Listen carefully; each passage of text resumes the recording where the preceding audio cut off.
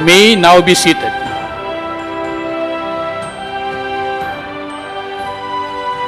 We invite our distinguished guests to join the President to witness the signing to law of the Subscribers Identity Module Digitization Act. On stage are Vice President Sara Duterte Carpio, Senate President Juan Miguel Zubiri, Principal Author, House Speaker Ferdinand Martin Romualdez, Principal Author, Executive Secretary Lucas Bersamin, Special Assistant to the President Antonio Ernesto Lagdameo, Presidential Managing Staff Secretary Maria Sinaida Angping, Secretary Ivan John Uy, DICT, Representative Ferdinand Alexander Marcos, Author and Baligang Conferee, Senate Pro Tempore Loren Legarna, Author, Senator Amy R. Marcos, Author, Senator Majority Leader Joel Villanueva, Author, Senator Sherwin Gatchalian, Author, Senator Ramon Revilla Jr., Author, Senator Joseph Victor Ejercito, Author and Baligang Conferee, Senator Grace Poe, Author, Baligang Conferee and Sponsoring Committee Chairperson, Senate Committee on Public Service, House Majority Leader Manuel Jose Dalipe, House Minority Leader Marcelino Libanan, Representative Chino Almario, Author and Baligang Conferee, Representative Tobias Reynald Chanco, Sponsoring Committee Chairperson, House Committee on Information and Communication Technology, Representative Jude A. Asidre, Representative Rexy Gatchalian. They are joined by Senator Christopher Lawrence Go, Senator Maria Lourdes Nancy Binay, Senator Ciencia Villar, Senator Sonny Angara, Senator Rafi Tulfo, Representative Roman Romulo, Representative Stella Luz Kimbo, Undersecretary Ruth Castello, Undersecretary Brigido Dulay Jr., Undersecretary Alexander Ramos, Deputy Director General Michael Eric Castillo, Commissioner Gamiel Cordoba, Commissioner John Henry Dunaga, Police General Rodolfo Asurin Jr., Director Medardo de Lemos, Director General Ricardo de Leon, President Jose Sosa, Board of Directors Gina Patena and Hazel Rose Pascual. Upon the President's signature, House Bill Number 14 and Senate Bill Number 1310 shall now become known as Republic Act Number 11934, entitled An Act Requiring the Registration of Subscriber Identity Module Cards. The law provides for the regulation of the sale and distribution of subscriber identity module cards or SIM cards to promote end-user accountability and prevent proliferation of mobile phone scams and data breaches.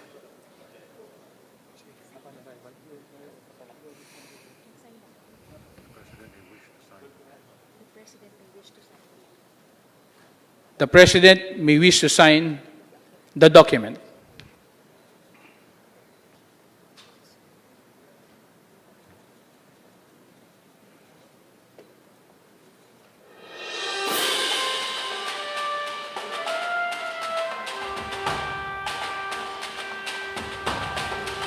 May we invite everyone to face the cameras for a quick photo opportunity.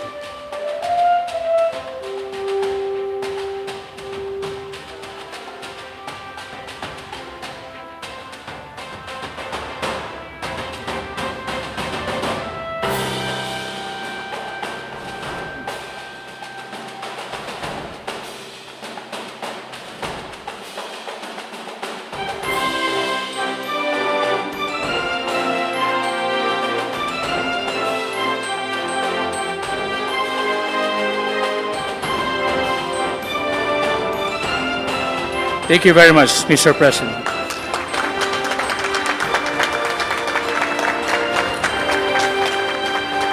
Once again, we invite everyone to face the cameras for a quick photo opportunity.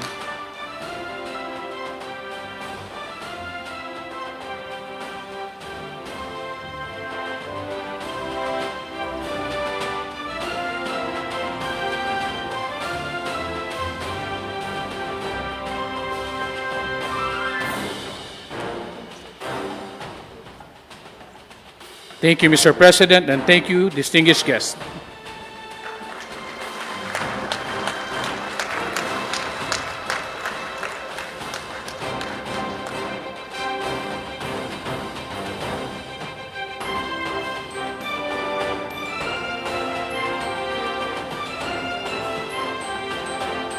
We may now all be seated.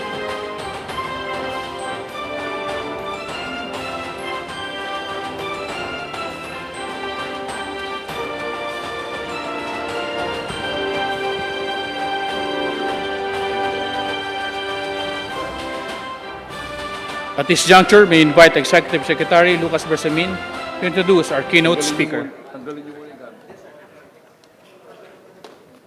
Nag-uusap kasi.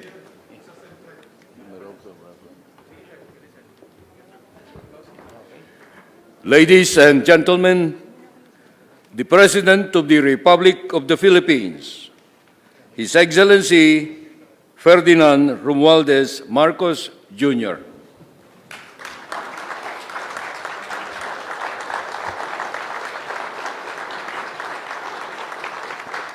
Thank you very much, Vice President Sara Duterte. Please take your seats.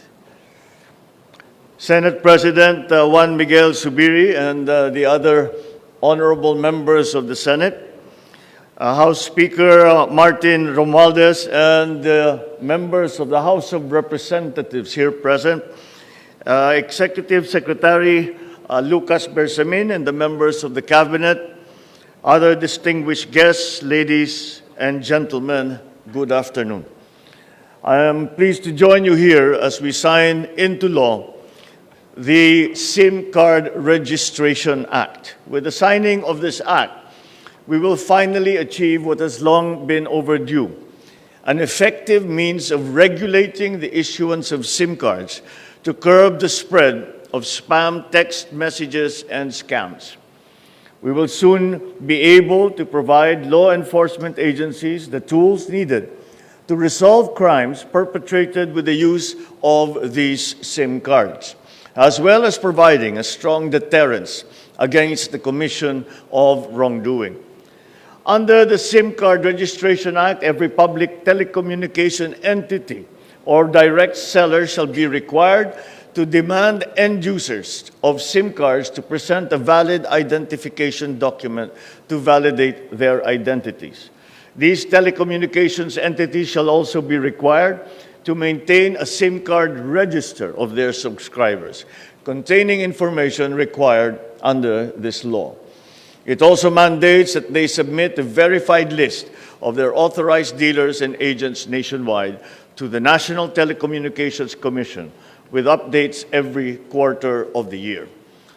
To cover all users of SIM cards in this act, telecommunications entities are mandated to ensure the registration of existing prepaid SIM card phone subscribers within a prescribed period. Failure to comply results to the grant of authority for telecommunications entities to automatically deactivate services to the specific SIM card subscriber under the force of law. The use of false or fictitious information, the use of fictitious identities, the use of fraudulent documents or identifications to register a SIM card shall also be dealt with by appropriate penalties. Crucially as well, included in this crucial piece of legislation are provisions that make paramount the protection of confidentiality and data privacy rights of subscribers, which shall begin to take effect at the point of sale. Any information in the SIM card registration shall be treated as absolutely confidential unless access to this information has been granted by the written consent of the subscriber. These public telecommunications entities shall only be required to disclose information contained in the SIM card upon a duly issued subpoena or order of a court upon finding of probable cause. They can likewise be compelled to do so upon written request from a law enforcement agency in relation to an ongoing investigation, that a particular number is used in the commission of a crime or that it was used as a means to commit an unlawful act. Appropriate penalties shall be imposed for any breach to this confidentiality due to negligence, for spoofing a registered SIM card, for the selling of stolen SIM cards, and for the sale or transfer of a registered SIM without complying with required registration. So I commend the legislators from the House and from the Senate for coming up with this timely and necessary law. It is the first legislative measure that successfully passed the approval of the bicameral panel of both houses in the 19th Congress. Truly, legislation is going to be welcomed by many of our people, especially now, with reports of the commission of various crimes using mobile phones, including proliferation of text scams and spam. Indeed, with the signing of this law, we set the important tone that it is our national policy to ensure that technology shall only be used to improve our people's lives.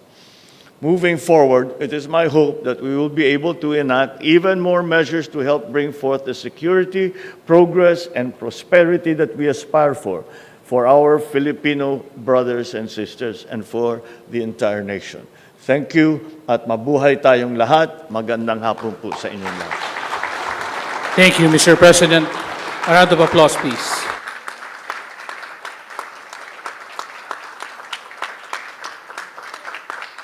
Ladies and gentlemen, that concludes today's event. We'd like to request everyone to please remain seated until the President has left the hall. Thank you.